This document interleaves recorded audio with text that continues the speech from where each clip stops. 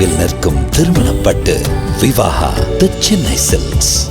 2024ஆம் ஆண்டிற்கான பட்ஜெட் தாக்கல் செய்யும் தேதி நெருங்கி வருகிறது.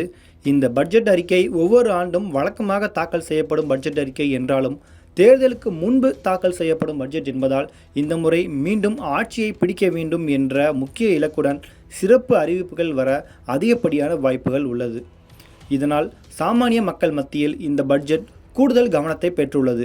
இதற்கு ஏற்றாற்போல் மத்திய அரசும் இடைக்கால பட்ஜெட் மூலம் தேர்தலில் வெற்றிக்காக சாமானிய மக்களை ஈர்க்கும் வகையில் அறிவிப்புகளை வெளியிட திட்டமிட்டு உள்ளதாக கணிப்புகள் வெளியாகியுள்ளது. நிதியமைச்சர் நிர்மலா சீதாராமன் பட்ஜெட்டில் அரசின் முதன்மையான நேரடி பலன் நிதி பரிமாற்ற திட்டமான பிரதான் மந்திரி கிசான் சம்மன் நிதி அல்லது PM கிசான் திட்டத்தின் கீழ் தற்போது ஒரு விவசாயிக்கு ரூபாய் 6000 அளித்து வருகிறது. இதை 50% அதிகரித்து ஆண்டுக்கு 9000 ரூபாயாக அளிக்க அறிவிப்புகள் வெளியிட வாய்ப்புகள் அதிகமாக உள்ளது என கணிப்புகள் தெரிவிக்கிறது. இந்த ஒரு அறிவிப்பு மூலம் விவசாயத்தையே வாழ்வாதாரமாக கொண்டுள்ள சுமார் 60% கிராமப்புற குடும்பங்களை ஈர்க்க முடியும் என்பது மோடி அரசின் திட்டமாக இருக்கலாம்.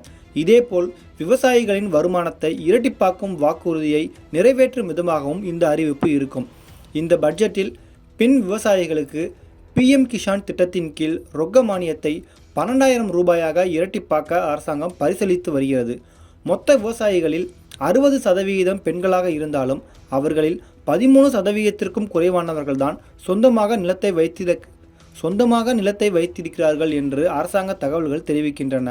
பெண்களின் பங்கீட்டை அதிகரிக்க நாரி சக்தி திட்டத்தின் கீழ் ஒதுக்கப்படும் நிதியை PM கிசான் திட்டத்தின் கீழ் பெண் விவசாயிகளுக்கு தற்போது கிடைக்கும் 6000 ரூபாய் தொகையை 12000 ரூபாயாக அதிகரிக்க வாய்ப்புகள் உள்ளதாக கூறப்படுகிறது. விவசாய உற்பத்தியை அதிகரிப்பதன் மூலம் நாட்டின் பணவீக்கம் குறைந்து வேகமாக பொருளாதார வளர்ச்சிக்கு வழிவகுக்கும் என்பதால் விவசாய கடனில் தளர்வுகளை பட்ஜெட்டில் அறிவிக்க அதிகப்படியான வாய்ப்புகள் உள்ளதாக தெரிகிறது.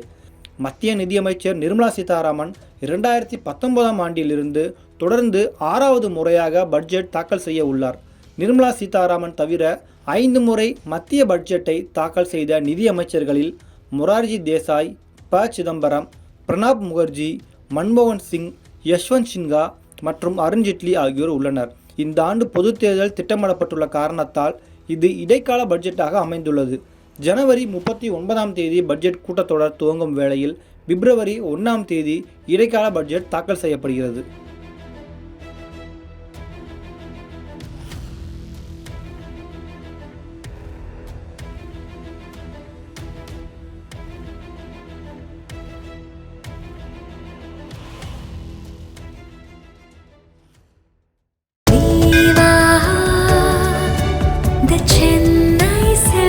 நினைவில் நிற்கும் திருமணப்பட்டு விவாகா தி சென்னை சில்க்ஸ்.